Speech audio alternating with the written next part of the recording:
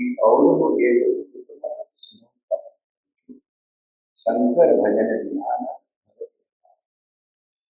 श्री बाबा नंद बाबा और जितने गोप भक्त थे, ये सब लोग वहाँ शिव पार्वती का शिवरात्रि का मौका था, तो उनका दर्शन करने के लिए गए।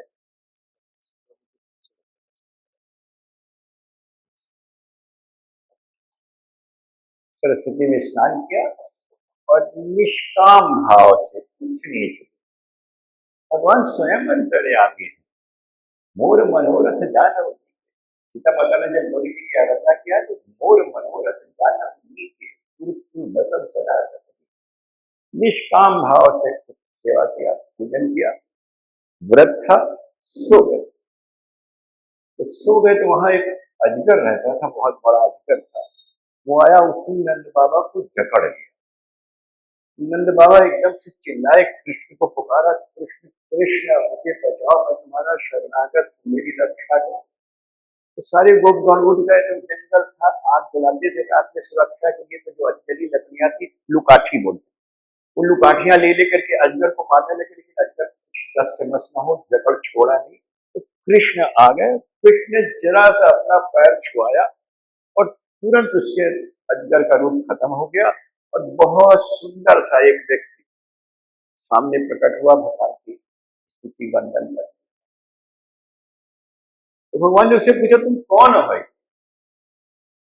तो बोला, मेरा नाम सुदर्शन है, मैं विद्याधर, मैं बहुत सुंदर था, मेरे पास पैसा भी बहुत था, अपने सौंदर्य और अपने धन के लक्ष्मी के घमंड में घुमा करता था। एक दिन मैं घूम रहा था तो अंगिरा गोत्र के बहुत से ऋषि लोग, ये लोग हवन ज्यादा करते थे तो सब करिया जाते।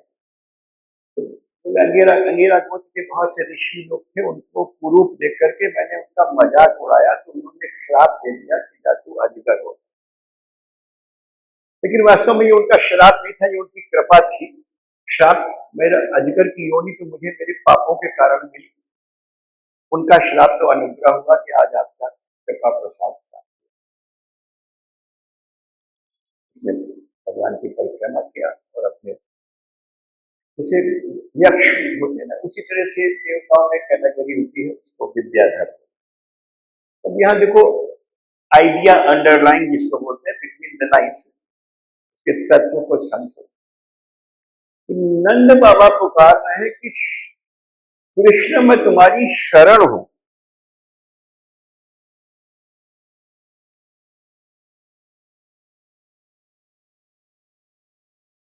तात प्रपन्नम परिमोचय, कृष्ण के लिए बोलते हैं, हे तात मैं तुम्हारी शरण में हूं, तुम मुझे इससे मुक्त कराओ।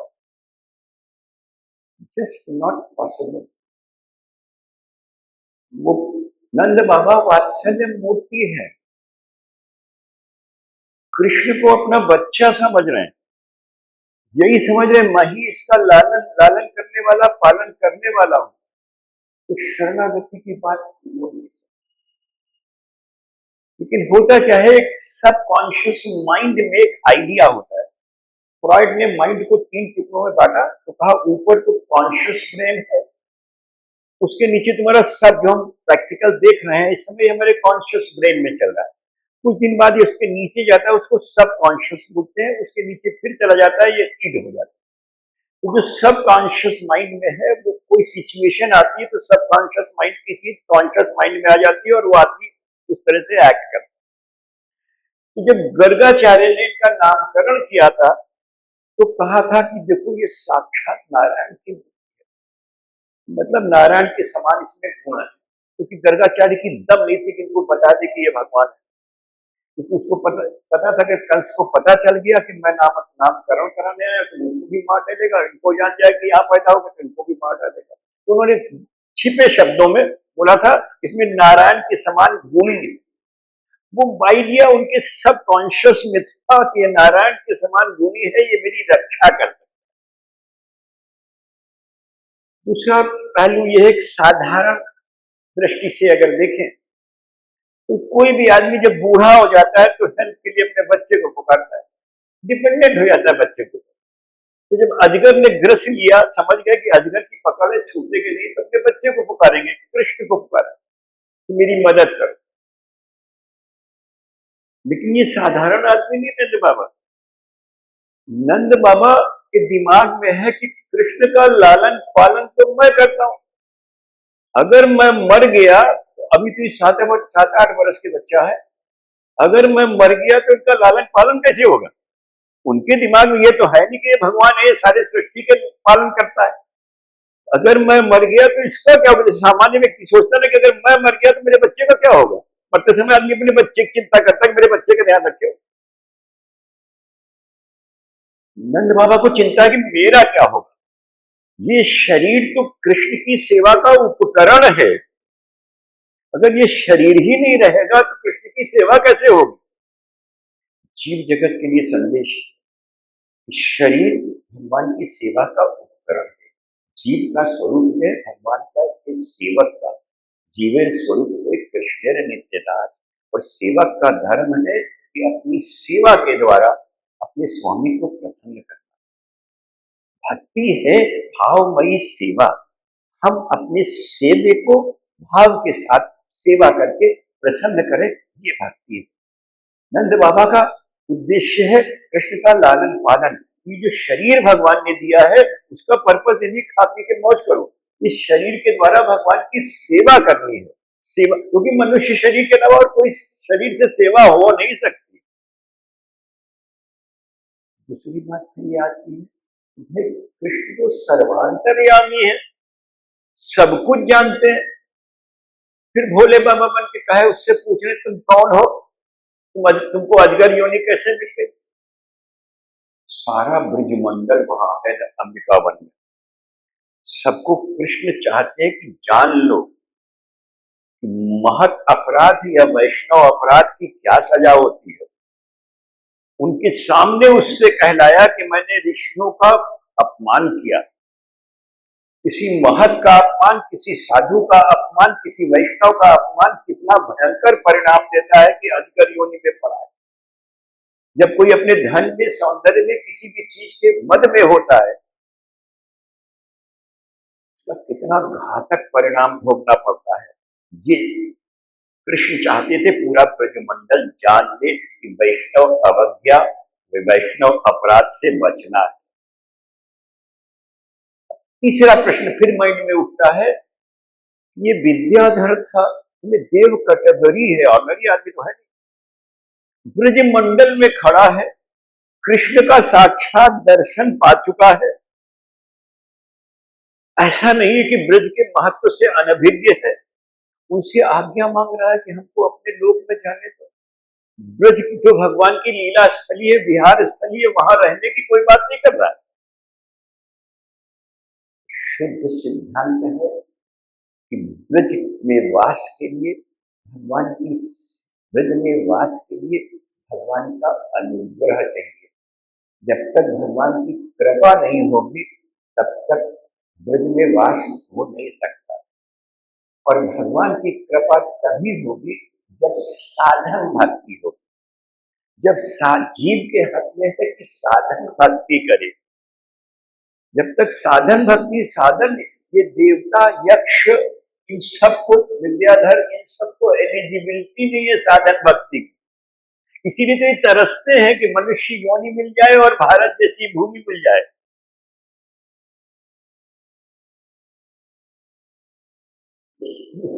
सीधे अपने लोक को वापस गया है, क्योंकि साधन भक्ति का अभाव है। हमारे पास साधन भक्ति की, साधन कहते हैं जिसे नवधा भक्ति है, साधन भक्ति सेवा द्वारा भगवान की सेवा की प्रसन्नता, साधन भक्ति। साधन करना पड़ेगा, साधक के हित में साधन है, साधन ही उसको भगवत अनुग्रह दिलाएगा। बिना अनुग्रह के हो नहीं सकता। इसीलिए गोस्वामी जी क्या कहते हैं, मोर सुधारई सो सभाती, जास कृपा ने कृपा आघाती। कृपा करिश्मा करती है। गोस्वामी जी सिद्धांत बहुत करना चाहिए। तुलसी कृपा रघुवंश मनि, लोह लय लोहा तिरा। लोहा डूबता है, लोहा पानी में डूबता है, नाव पानी में तैरती है। क्या कृपा है कि लोहा नाव को लेकर तैर रहा है। नाव के नीचे सब लोहा ही लोहा लगा होता है, अगर लोहा ना हो तो नाव डूब जाए। ये कृपा है कि जो हो ही नहीं सकता वो करे। कृपा शक्ति के बिना बहुत इंपॉर्टेंट चीज तुमको नहीं मिल सकती।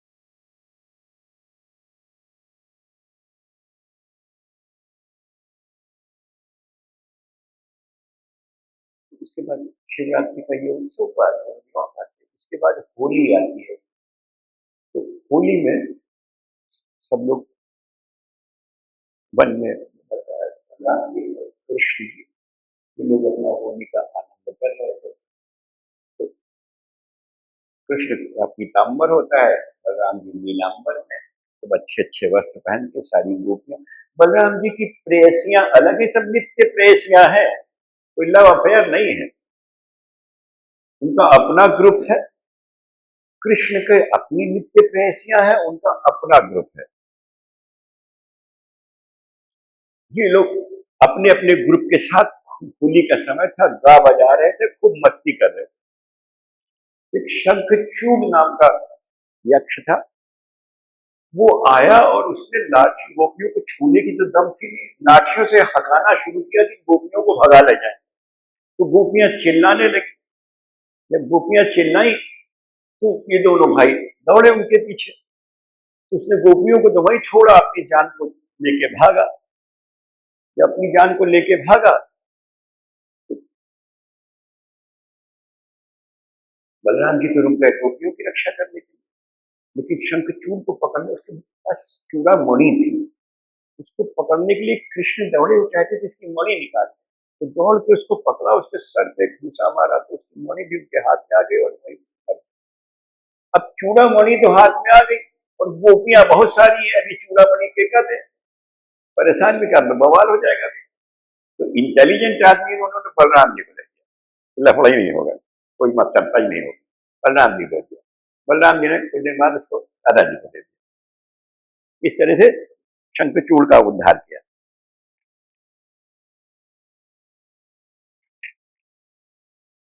उसके बाद कथा आती है अरिष्ठासुर की। ये जो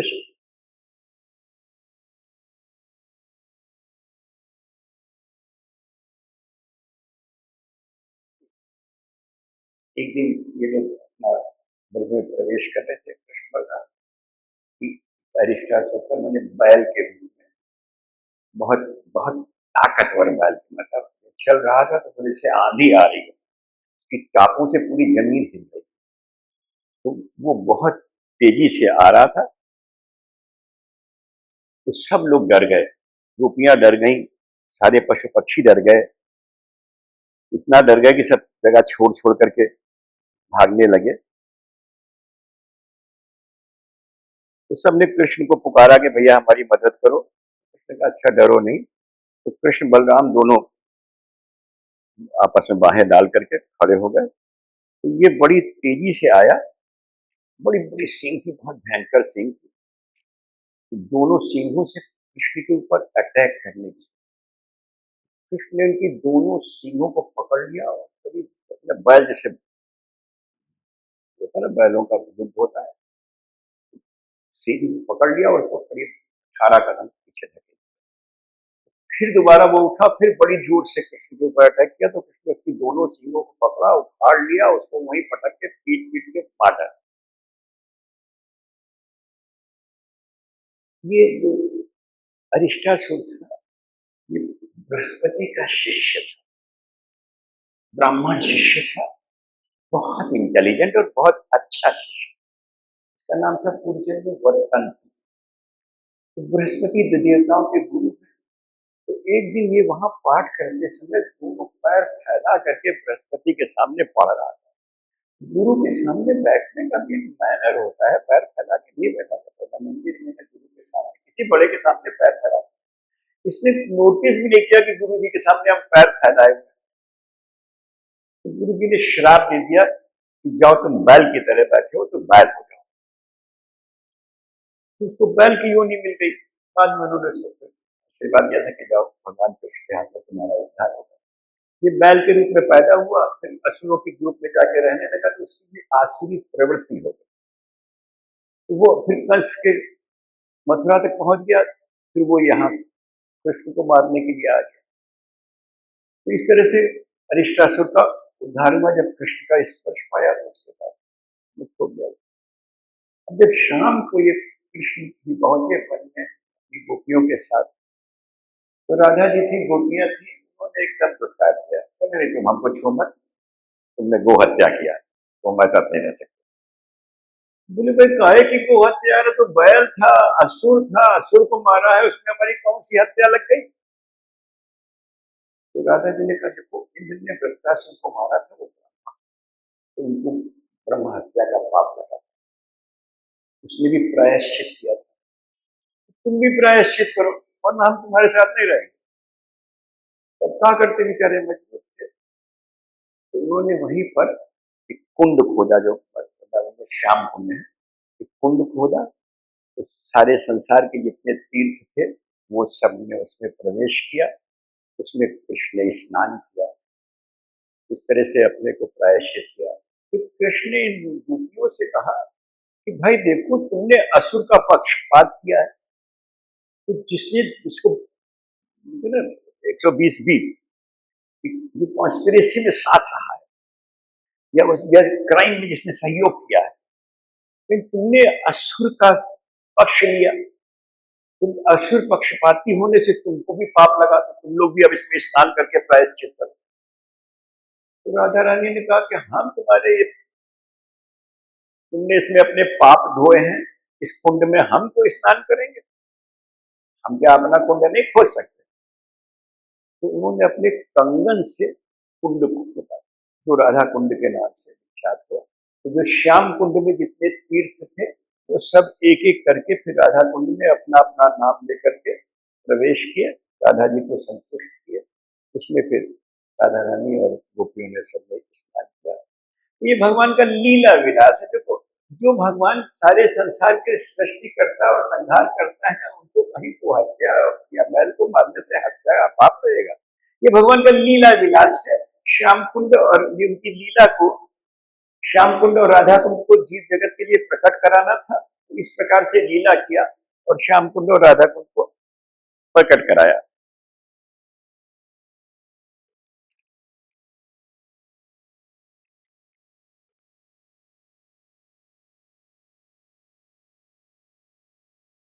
अब इधर नारद जी का के पहुंचे कंस के पास, क्योंकि नारद जी शुद्ध भक्त हैं।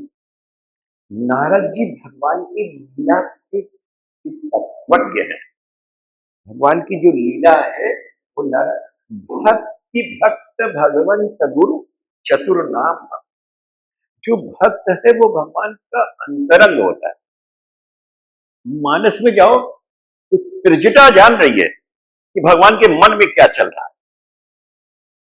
बहुत सुंदर प्रसंग गोस्वामी जी दिए कि भगवान के अंतर मन को केवल भक्त जान सकता है और कोई जान नहीं सकता। प्रकट में कुछ ना हो, भक्त पकड़ लेगा और कोई नहीं पकड़ता है। जब रावण को भगवान मार रहे हैं, उसकी भुजाएं कट रही है, सर कट रहा है, लेकिन मर नहीं रहा है, तो सीता माता को जब ये खबर आती तो जैसी पोती परेशान रहती कि हमारा भाग्य खराब है, नहीं मर रहा है हमारे भाग से। त्रिजटा उनको समझा, त्रिजटा के लिए जब त्रिजटा का प्रवेश कराया है गोस्वामी जी ने, तो तभी लिखा है त्रिजटा राम राक्षसी एक राम चरण रति विपुल विवेक। वो भक्त है, वो अंदर की बात बताती है क्या चल रहा है। एहि के हृदय बस जान की, भगवान को मालूम है कि रावण के हृदय में जानकी है, जानकी के हृदय में रावण नहीं है, रावण के हृदय में जानकी। एहि के हृदय बस जान की, जानकी पुर मम पास है, मम उदर भुवन अनेक लागत, बान सब कर नाश है। भगवान विचार करने किसके हृदय में जानकी है, जानकी के हृदय में मैं हूं। तो मेरे उदर में 14 भुवन है, जहाँ बैठे इसके नीचे अतल वितल सुतल तलातल रसातल महातल पाताल, ऊपर भूलोक भुवनलोक स्वर्गलोक जनलोक महालोक तपलोक सत्यलोक, ये 14 भुवन का ब्रह्मांड है। फिर इसके ऊपर चले जाओगे तो शिवलोक और सत्यलोक, साकेत और गोलोक, ये सब इसके ऊपर। ये 14 भुवन का ब्रह्मांड है और ये ब्रह्मांड मेरे अंदर में है। मैं जानकी के हृदय में हूँ। तो अगर मैंने जानकी इसके हृदय में है, अगर मैंने इसको मार दिया तो सारा ब्रह्मांड नष्ट हो जाएगा। उनके पास बैलेंस ऑफ माइंड है। जीवन में कैसी भी परिस्थिति आवे, मेंटल इक्विलिब्रियम डिस्टर्ब नहीं होना चाहिए। मना स्थिति ठीक है तो परिस्थिति ठीक हो जाएगी। एक हृदय बस जानकी, जानकी पुर मम वास है, मम उदर भुवन अनेक लागत, मान सब कर नाश है। तो क्या करेंगे? मारना तो वही है। काटत सिर होई विकल, खचखच खचखच सर कटेगा, थोड़ी देर के लिए ध्यान निकल जाएगा, जानकी जी भी हाथ से निकल जाएगा, परेशान हो जाएगा, व्यथित हो जाएगा। काटत सिर होई विकल, छूट जाई तब ध्यान, तब राम नहीं हृदय मां, मरी है राम सुजान। सुजान वो है जो जानता है कब किस परिस्थिति में क्या करना है। मारेंगे तो है ही है। तो भक्त है, भक्त अंतरंग बात को जानता है। नारद जी भगवान की लीला को जानते हैं और जो भी करते हैं भगवान की इच्छा से करते हैं। अब भगवान की इच्छा है कि ब्रज की लीला अब समापन पर है, अब आगे की लीला चलनी चाहिए। 10 वर्ष भगवान की टोटल लीला 125 साल की, कृष्ण की प्रकट लीला 125 साल, 10 साल 11 महीना की लीला ब्रज की लीला है। 10 साल 11 महीने के थे जब मथुरा चले गए और फिर पलट के लिए नारद जी पहुंच गए कंस के पास। उसको बताया कि अरे तुमने जिसको मारा था वो तो यशोदा की लड़की थी, तुम भरम में थे, कृष्ण तो वहां पैदा हो चुके हैं, वहां खेल रहे हैं। देवताओं का जो कुछ भी प्लान था वो बहुत गुप्त था, तुम जान ही नहीं पाए। एकदम से गुस्सा आता है, वसुदेव और देवकी को मारने के लिए उद्यत हुआ। अरे कहीं ये गजब न करना। नारद जी देखो कितने psychology. Narad ji is the first astronaut universe, first astronaut है जहां कहते हैं आपको, और जबरदस्त इंटेलिजेंट है, सिचुएशन को संभालना जानते हैं, कन्विंसिंग मैनर में बात करते हैं। ये ना करना, अरे गजब हो जाएगा। खबर पहुंच गई गोकुल में कि तुमने वसुदेव और देवकी को मार डाला तो नंद बाबा किसी को लेके गायब हो जाएंगे, फिर तुम पकड़ नहीं पाओगे, तुम्हारी मौत घूमती रहेगी। ये गलती भारतीय से न करना, उनको कानों कान खबर न लगने पावे। ठीक है, तो ऐसा करते हैं कि इनको मारते नहीं, इनको हम जेल में ही डाल देते हैं। तुम ऐसा करो, दादाजी समझा बुझा दिए। तो उन्होंने अक्रूर जी को बुलाया। अक्रूर जी को बुलाया और बहुत प्यार से, जैसे मतलबी आदमी का हाथ में हाथ लेकर बहुत प्यार से समझाया कि देखो तुम ब्रिज में चले जाओ और वहां पर कृष्ण और बलराम है, उनको लेकर के यहाँ। और चूंकि अभी ये लोग बच्चा है तो ऐसे तो आएंगे नहीं, अगर जान गए कि हमने प्लान बनाया है तो फिर नहीं आएंगे। तो हम यहाँ एक दंगल की रचना करते हैं, धनुष्य की जैसे हो रहा हो, एक कंपटीशन प्लान करते हैं। तो उसमें उनको दंगल देखने के लिए बुला दो और एक बिल्कुल ब्रांड न्यू रथ बनवा के दिया कि देखो बच्चा है, अच्छा सा नया नया रथ देखेंगे तो उसी के साथ आ जाएंगे। लीला शक्ति काम कर रही है, इसमें कंस बैठा, उसमें भगवान को बैठे, उनके लिए नया रथ बना, नया रथ बन के जाएगा। तो समझा रहा है कि देखो जब वो यहाँ आएंगे दंगल के बहाने तो कुंवलिया प्योर हाथी है, वो उसको कुचल के मार, और अगर किसी वजह से वहां से बच गए तो मेरे 2 बुस्टंडे हैं, चाणूर और वो उसको मार डाले। उसके कोई तरह तुम समझा, उसको हवा न लगने पाए, उसको कभी समझाना कि खेल खेल में बुलाया है और वो आवे।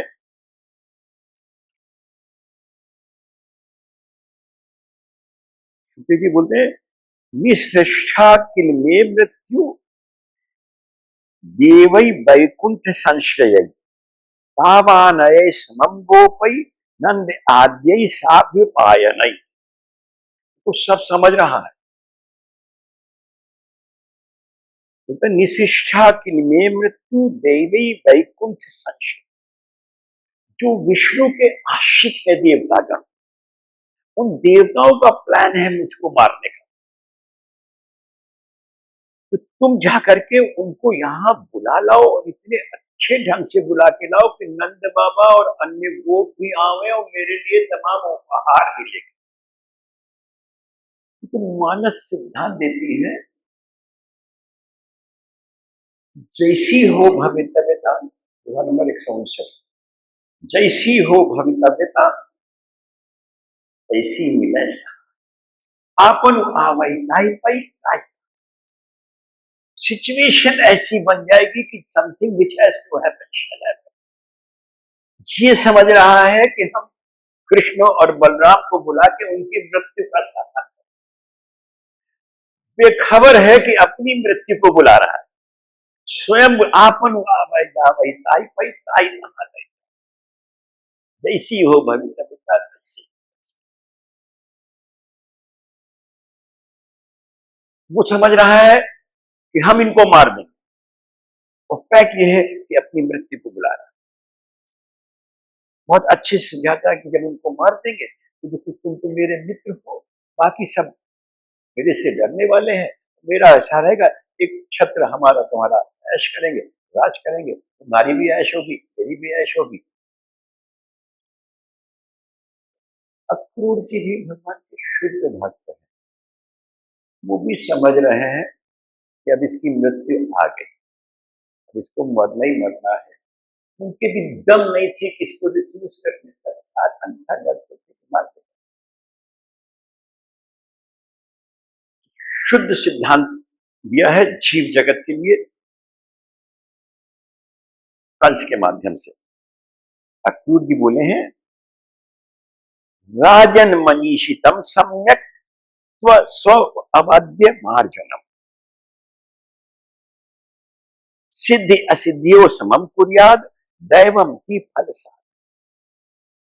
तो राजन आप ठीक कह रहे हो, आपको अपनी मृत्यु दिखाई दे रही है, उसको टालने का प्रयास करें।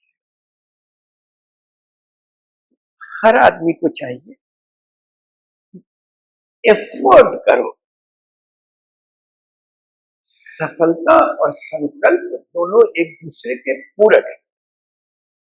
फिर सफलता मिलेगी कि नहीं मिलेगी, ये एक डिफरेंट बात। इसलिए सिद्धि असिद्धियों समम को दिया।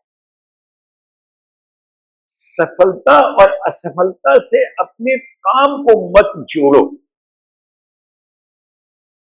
क्योंकि फल अदृष्ट है। फल अदृष्ट है, तुम्हें पता नहीं है कि क्या फल होना है, क्योंकि कर्म स्वयं में जड़ है, कर्म फल दे नहीं सकता।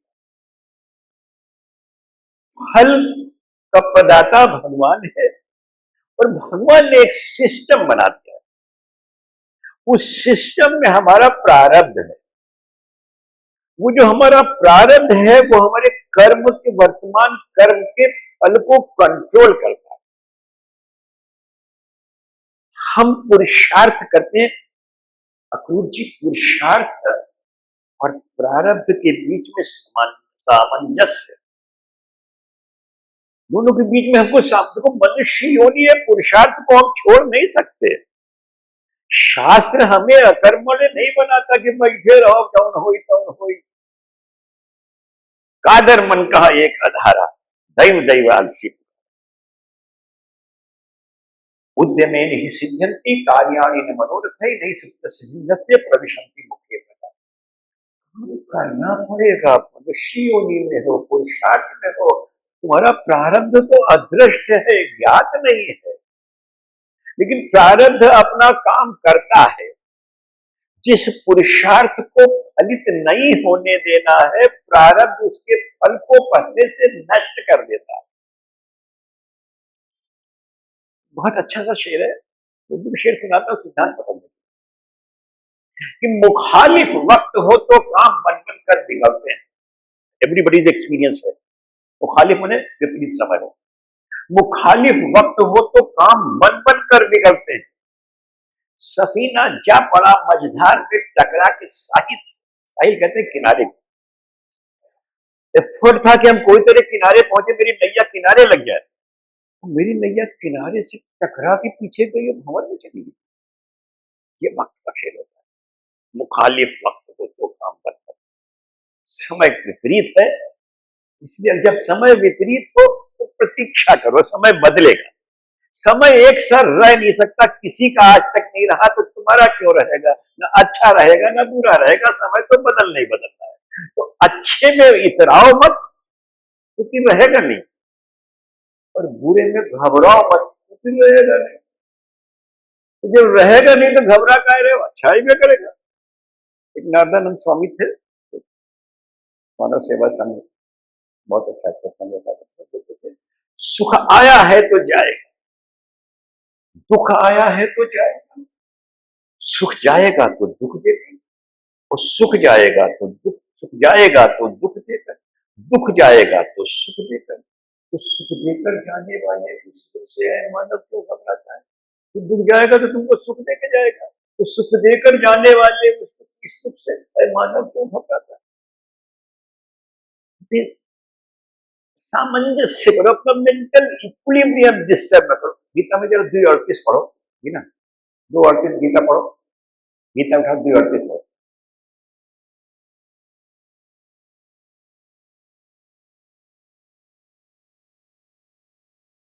किसी को गीता चाहिए तो हमसे ले लो, बहुत शुद्ध सिद्धांत है ना।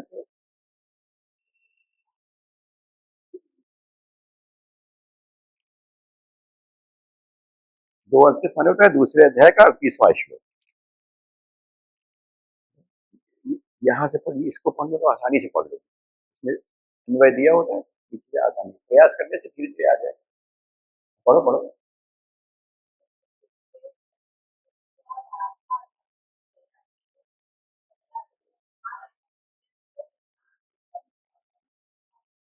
दुख सुखे समेत लाभा लाभो जय, तो युद्धाय युज्यस्व दैवम पापम अवाप्स्यसि। सुख है चाहे दुख, हमारा मेंटल इक्विलिब्रियम डिस्टर्ब है। बोलना सुख है तो उसका भोग कर लो, लेकिन उसमें ये कामना मत करो कि बना रहे, क्योंकि बना रहेगा नहीं। अगर तुमने सोचा बना रहे तो बढ़ गया, तो दुख में घबराओ नहीं कि मान के चलो चला जाएगा। तो दुख सुखे समय, ऐसी कभी लाभ होगा वो भी तुम्हारा प्रारब्ध है, कभी हानि होगी वो भी तुम्हारा प्रारब्ध। जो चीज तुम्हारे हाथ में नहीं है उससे अपने को अटैच, प्रारब्ध अदृष्ट है। जब हमारा पुरुषार्थ फलित होता है तो हम इतराने लगते हैं, गुरु मैंने तीर मार दिया। अरे नहीं बाबू, तुम्हारे प्रारब्ध ने ये फल को जोड़ के रखा था, हमारा पुरुषार्थ फलित हो गया। इसलिए सामंजस्य की बात कर रहे हैं कि पुरुषार्थ और प्रारब्ध में सामंजस्य स्थापित करो। अकर्मण्य भी मत बनो, लेकिन फल से लिप्त भी मत, क्योंकि फल तुम्हारे हाथ में है नहीं। कभी कभी सारी कोशिशें करते हैं, सब कुछ सही करते हैं, फिर भी सही नहीं करते, तो कोई अदृष्ट है जो रोकता है।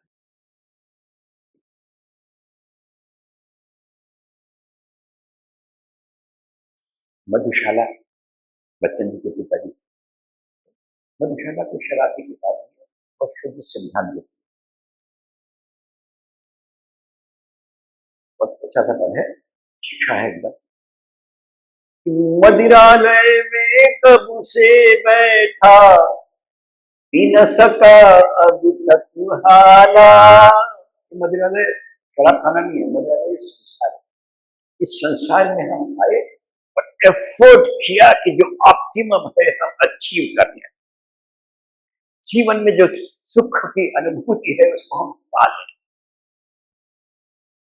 मदिरालय में कब से बैठा, पी न सका अब तक हाला।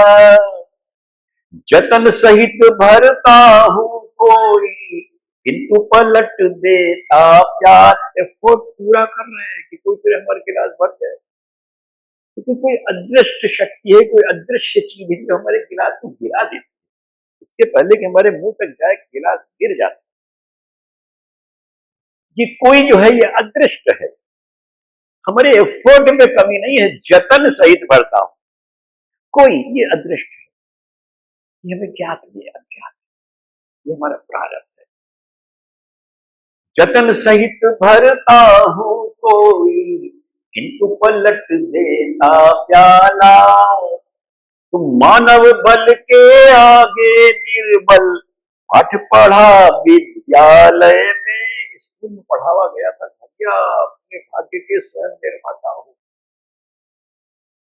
पढ़ाया सही गया, लेकिन तुम्हारा वर्तमान का कर्म तुम्हारे भविष्य का निर्माता है, वर्तमान का निर्माता नहीं है। वर्तमान तो भूत डिपेंड कर रहा है। मानव बल के आगे निर्बल, पाठ पढ़ा विद्यालय में। भाग्य प्रबल मानव निर्बल का, पाठ पढ़ा की मधुशाला। भाग्य से हारा है, जो भाग्य से हारा है ये मधुशाला बता रही। संसार में आकर के जब अनुभव होता है तो टाइम से लगता है कि भाग्य प्रबल। लेकिन मेरा कहना है कि भाग्य प्रबल है, इसमें कोई शक नहीं है, लेकिन भाग्य के मूल में कर्म है। भाग्य के मूल में कर्म है, भाग्य केवल फल है। भाग्य अपने आप में कुछ नहीं है। अगर बीज नहीं होगा तो फल हो नहीं सकता। भाग्य के मूल में कर्म है। तो वर्तमान तुम्हारे हाथ में है, तुम अपना भविष्य सुधार सकते हो। आज अपना हो न हो पर कल हमारा है। आज अपना हो न हो पर कल हमारा है। तुमको एफर्ट करना है, वो एफर्ट तुम्हारा बेकार जाएगा नहीं। तुम्हारे मेंटल इक्विलिब्रियम तुम्हारा डिस्टर्ब ना होने पावे। अपने माइंड को उस जगह पे लेके जाओ जहां तुम्हारा उसके फल से अटैचमेंट ना हो, असक्त रहो। 3:19 पढ़ो गीता में। गीता तुमको जीने की कला सिखाती है, डे टू डे लाइफ कैसे जियो ये गीता सिखाती है। गीता को पकड़ लो तो जिंदगी में ऐश है, फिर दुख नहीं होगा।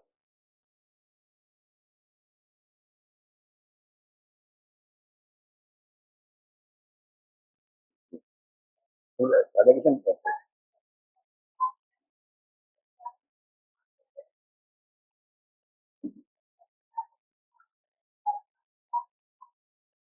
असक्ता ही आचरण कर्म। बोलो, असक्ता ही आचरण कर्म। तस्मात् तस्मात् असक्ता सत्यम कार्यम कर्म समाचर। ठीक है, शब्द इंपॉर्टेंट। तस्मात् असक्ता सततम कार्यम कर्म समाचर। इसलिए जो काम तो सतत करना है, लेकिन असक्त होकर के। असक्त के माने त्याग करके नहीं है। देखो, अगर त्याग से कुछ होता होता तो मुर्दा तो सब कुछ त्याग देता है।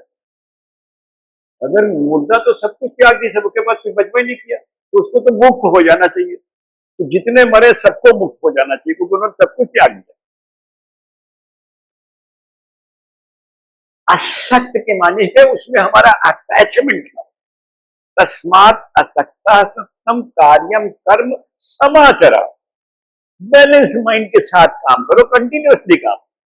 असक्ता ही आचरण, जो असक्त होकर के काम करो, उसमें कहीं तो मेरे साथ कोई प्रॉब्लम नहीं। इसलिए काम करने का एक मैनर गीता ने बताया। 30 पढ़ो, 3:30।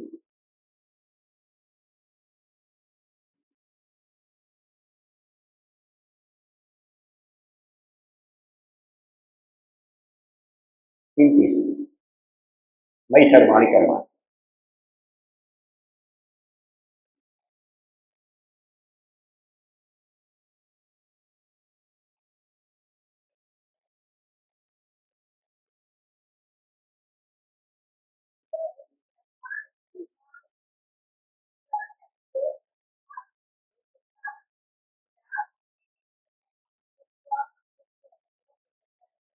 मयि सर्वाणि कर्माणि सन्न्यस्य अध्यात्म चेतसा निराशी निर्ममो भूत्वा युद्धस्व विगज्ज्वरा। ये तुमको जीने की कला सिखा रहा है। मयि सर्वाणि कर्माणि सन्न्यस्य अध्यात्म चेतसा। अध्यात्म चेतसा कहते हैं वो जो भगवान से निरंतर सतत जुड़ा हुआ है, जिसका एक मिनट भी भगवान से, माने तुम्हारी हर एक्टिविटी हर समय भगवान से रिलेटेड, भगवत विस्मरण न होने पावे,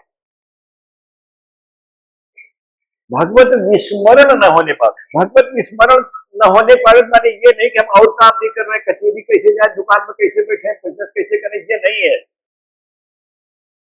तो पल तुम्हारे से विस्मरण, एक अच्छा सा उर्दू में शेर, उससे समझ जाओ, बहुत बढ़िया शेर है ये। उसका शेर है तो फिर आप गोरा कोई आई लव यू शायद। एक मुद्दत से तेरी याद भी आई न मुझे, एक मुद्दत से, एक लंबे अरसा दराज से, एक मुद्दत से तेरी याद भी आई न मुझे, और तुझे भूल गए हो तो ऐसा भी। ये है अध्यात्म चेतना।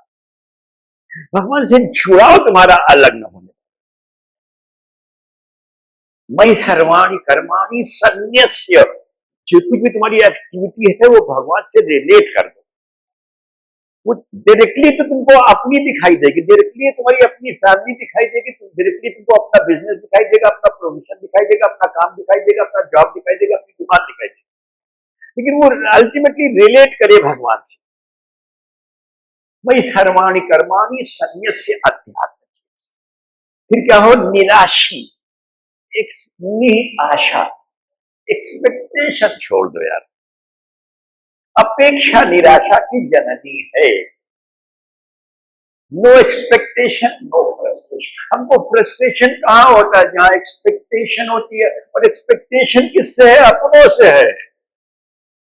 किसी गैर से कोई अपेक्षा नहीं होती, हमको सारी अपेक्षाएं अपनों से, सारा दुख हमें अपनों से मिलता है, गैरों से नहीं मिलता। हम अपनों को पहचान ही नहीं पाते। जो मेरा वास्तव में अपना है उसको तो हम पहचानते नहीं। जो मेरा वास्तव में अपना है उसको हम पराया समझ रहे हैं। वास्तव में मेरा अपना कौन है, वास्तव में मेरा अपना सिर्फ भगवान है। बाकी तो वही चीजें, जैसे सबील पे लोग मिलते हैं, जैसे प्याऊ होता है, गर्मी में चले आ रहे हैं, एक जगह इकट्ठे हुए, एक लड्डू खाए, पानी पी, हलचल कुछ चले गए। ये वो है संसार के रिश्ते, जी हमारे अपने नहीं है, उनको हम अपना समझ रहे हैं, उनसे हम अपेक्षाएं लगाए पड़े। अपेक्षा निराशा की जननी है। No expectation no frustration. जिससे तुमने कोई अपेक्षा नहीं की उससे तुम्हें कभी कोई धोखा नहीं मिलेगा। अपेक्षाएं जब हमारी जुड़ जाती है तो हमको निराशा, मतलब निराशी, निराशी मैंने आशा ही छोड़ दो, किसी से कोई एक्सपेक्टेशन ही ना करो, अपना काम करो बस। निराशी, निर्ममो, कोई चीज में अटैच, ममत्व भी नहीं। ममत्व के माने ये नहीं फिर त्याग नहीं है, सब में शामिल है मगर सबसे जुदा रहे। पर्सनैलिटी की स्प्लिटिंग सीखो, जब जहां हो जिसके साथ हो उसके साथ हो, जब जहां हो जिसके साथ हो उसके साथ हो। पर्सनैलिटी चिपको मत। मैंने बहुत बार समझाया, रिश्तों से चिपकना नहीं, बहुत फ्रस्ट्रेशन होगा।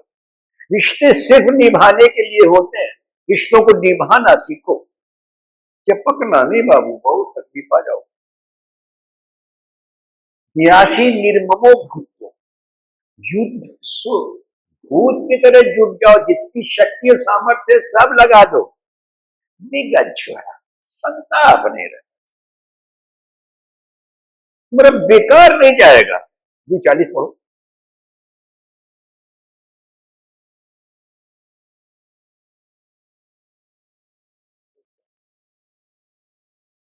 दूसरे रहेगा 40 साल।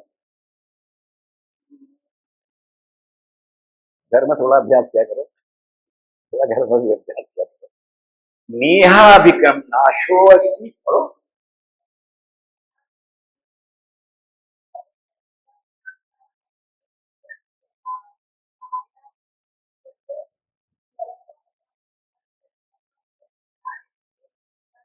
नेहाभिक्रम नाशो अस्ति प्रत्यवायो न विद्यते स्वल्पमस्य धर्मस्य त्रायतो महतो भयात्। जो तुमने गुड डीड्स कर डाली है बेकार नहीं जाएंगे। स्वल्पमस्य धर्मस्य, ये थोड़ा भी है ये तुम्हारी बहुत बड़ी रक्षा करेगा, क्योंकि ये कभी नष्ट नहीं होगा। नेहाभिक्रम नाशो अस्ति प्रत्यवायो न, इसका कोई उल्टा फल भी नहीं मिलेगा। जो तुम्हारी गुड डीड्स है, तुम चाहो कि हमने तो अच्छा किया और बुरा, ये नहीं होगा। गुड डीड्स काउंट हो जाएंगे। अगर तुमको बुरा मिला है, तुम्हारे किसी और कर्म का फल है, तुम्हारे अच्छे कर्म का फल बुरा नहीं हो सकता। काउंटिंग ऊपर, तुम समझो कि हम इनके साथ बड़ा अच्छा किया, रही हमारे साथ बुरा की नहीं, नहीं, तुम्हारा कोई और कर्म था जिसके बदले में तुमको बुरा मिला है। तुम्हारा अच्छा कर्म तो नोट हो गया। ये कभी जरूरी नहीं कि जिसके साथ तुमने अच्छा किया वही तुमको रिबाउंड करे। तुमको रिबाउंड कोई और कर सकता है, क्योंकि कंट्रोल ऊपर से। तुम्हारा गुड डीड ऊपर गया, तुम्हारा अच्छा काम ऊपर गया, उसका फल किसी और के माध्यम से तुमको मिल गया। ये कोई जरूरी नहीं कि जिसके साथ तुमने किया वही तुमको वापस करे, ये कोई जरूरी। तुमने जिसके साथ किया हो सकता है उसका कर्जा तुमने अदा किया, तुमने जिसके साथ किया हो सकता है तुमने उस पर कर्जा लादा हो, लेकिन तुम्हारा गुड डीड एक्ट हो गया। मिस्टर एक्स जिनसे जानना पहचान, वो तुम्हारा भला करके चले जाए। तुम्हारे कर्म का फल निश्चित मिल रहा है। तो अक्रूर जी समझा रहे जीव जगत को,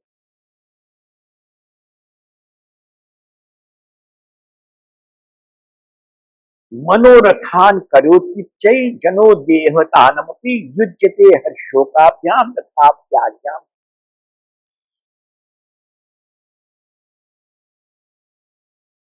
उसको समझा रहे हैं कि देखिए, हम आपकी आज्ञा को तो पालन कर ही रहे हैं, लेकिन फल तो वही होगा जो ऊपर वाले ने लिख के रखा है।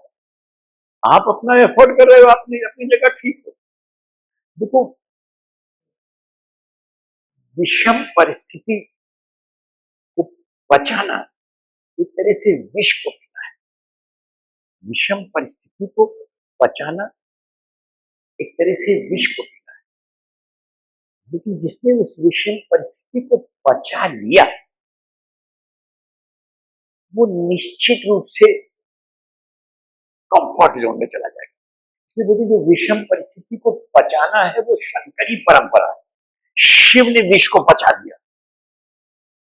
तो विषम परिस्थिति को बचाना बहुत मुश्किल है, लेकिन नामुमकिन नहीं है। किसी चीज का मुश्किल होना उसको नामुमकिन नहीं बनाता। ना मुश्किल इसलिए है कि कठिन है, नामुमकिन तब है जब हम अपनी हिम्मत छोड़ देते। तो हम असफलता से नहीं हारते, हम ना उम्मीदी से हारते। हम उम्मीद की किरण छोड़ देते। असफलता तो हमको और वाइब्रेंट करती है। असफलता तो हमें और वाइब्रेंट करती है कि हम पूरे जोश से काम करेंगे। लेकिन जब हम उम्मीद छोड़ देते हैं तो हमारा एक्चुअल लॉस होता है। इसलिए उम्मीद की किरण छूटने न पाए। जब तक सांस तब तक आस। लेकिन इस सांस में और आस में अगर परमात्मा बल को लगा दो, अध्यात्म चेतसा हो जाओ, तो इसे कहते ना, एक कहते ना, एक एडिशनल पावर है तुम्हारे पास, और ये तुम्हारी अपनी निजी पावर है, ये तुम्हारा अपना परमात्मा है और निश्चित रूप से तुम्हारा है। हम भक्तन के भक्त हमारे चिल्ला चिल्ला के कह रहा है,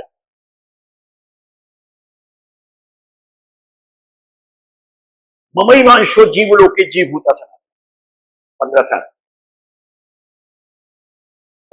एलानिया चिल्ला चिल्ला के भगवान करे कि ये मेरा है बाबू, ये मेरा है। ममैवांशो 15 साल।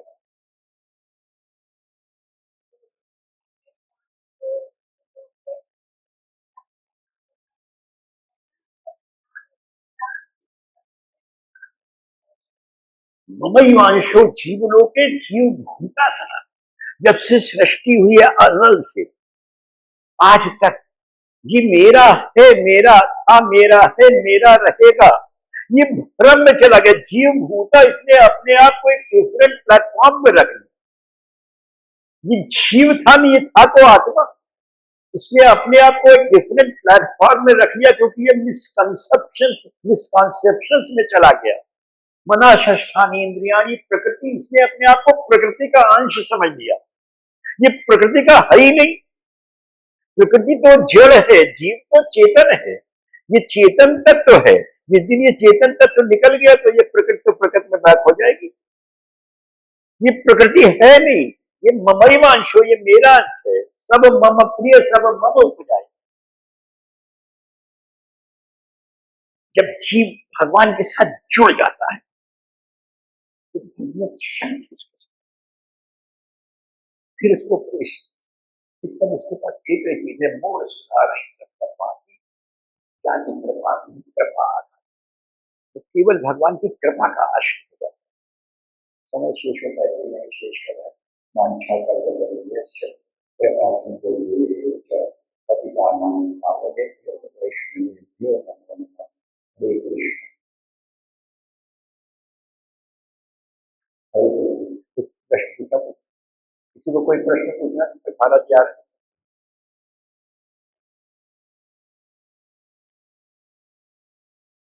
शंका का होना स्वाभाविक है, उसको प्रश्न करके मिटा लेना चाहिए, तो उससे क्लैरिटी आप कॉन्सेप्ट हो जाती है।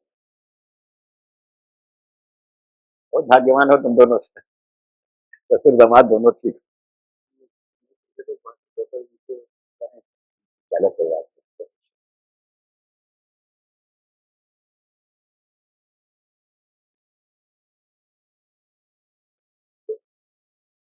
नहीं, शुरू है।